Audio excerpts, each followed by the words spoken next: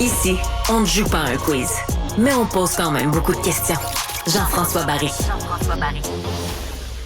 C'est la folie Lionel Messi en MLS, particulièrement évidemment du côté de Miami. On apprenait dans un article du Journal de Montréal qu'il y a des gens qui vont débourser 400, 500 $, mais aussi 10 000, 15 000, 25 000, 100 000 et peut-être 150 000 $ pour assister à un match de Lionel Messi. On en discute avec Vincent Destouches, qui est analyste à TVA Sport.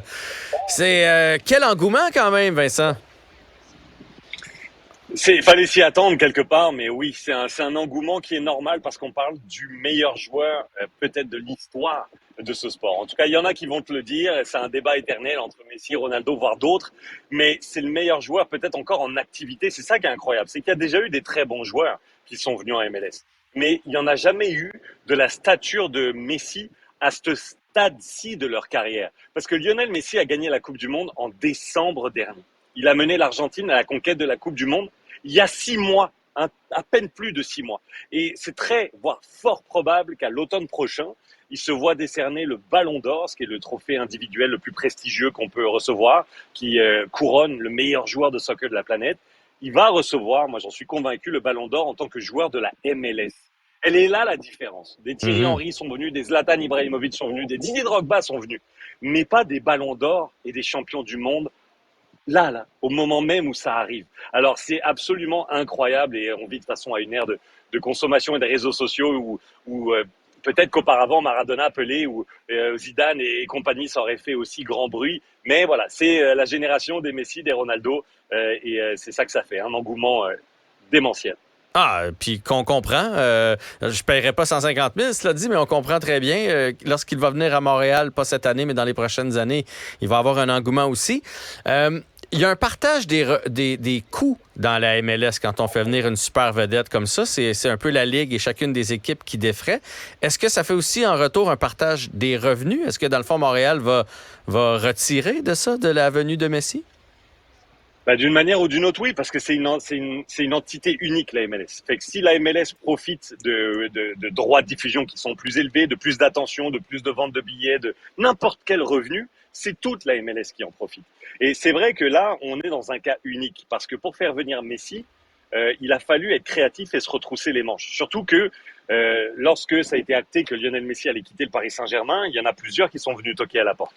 Et notamment, ce qui se passe en ce moment, c'est l'Arabie Saoudite qui sort le chéquier, et puis il y a beaucoup de zéros dans les chéquiers pour faire venir les meilleurs joueurs du monde.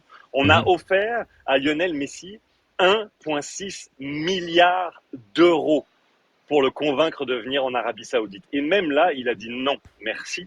Parce que, bon, déjà, peut-être que sur un point de vue personnel, ça lui tentait pas trop et qu'il a déjà quand même pas mal d'argent. Mais aussi parce que ce que lui propose la MLS, c'est différent, mais c'est intéressant. Donc, il a un salaire qui va être très élevé.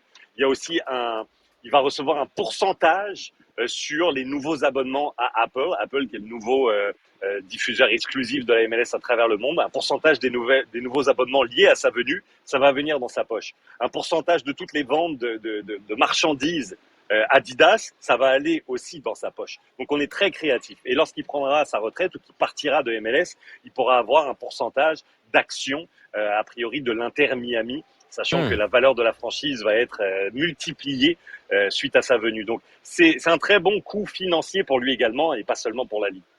Mais là, dis-moi, si c'est une entité, pourquoi c'est Miami qui a eu Lionel Messi? On aurait pu l'envoyer n'importe où ailleurs. Pourquoi ça a été Miami qui a été choisi? Parce qu'ils sont chanceux, là, on va se le dire.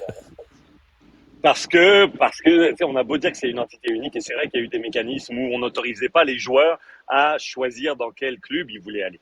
Mais là, quand c'est Lionel Messi qu'on peut avoir, on est prêt à lui dérouler le tapis rouge, en fait le tapis rose à Miami, et accéder à pas mal de ses demandes. En l'occurrence, c'est Miami qui a été le plus entreprenant, qui le voulait, et Messi voulait Miami également. Il a déjà des biens immobiliers à Miami, il a ses repères, sa famille s'y sent bien.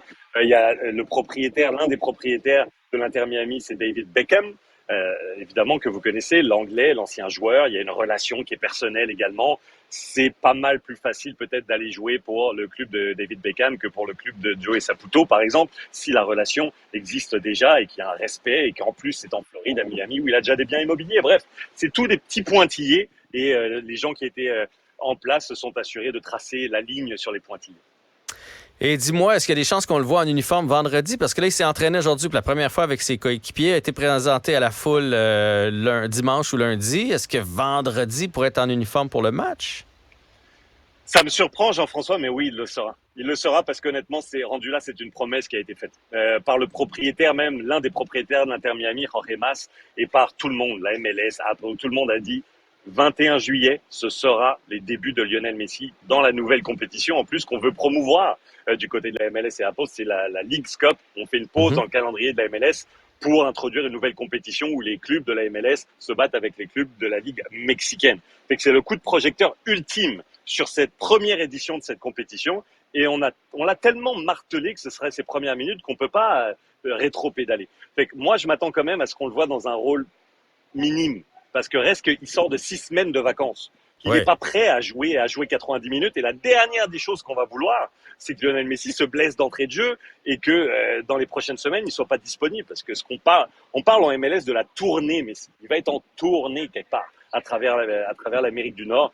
Donc voilà, je pense qu'on va lui faire jouer 10, 15, 20, 30 minutes peut-être en fin de match, mais il jouera, c'est sûr. Ben on va suivre ça, puis on va suivre le CF aussi qui fait partie de cette League Cups-là aussi. Il joue le 22 et le 26. Merci beaucoup, Vincent, pour cette entrevue et je sais ce que tu vas faire vendredi. Tu vas regarder Lionel Messi. Oui, exactement. Là, je suis au match des étoiles aussi, ça va être pas mal ça. Ah ben ça, c'est sûr. Salut là. Allez, merci, bye bye.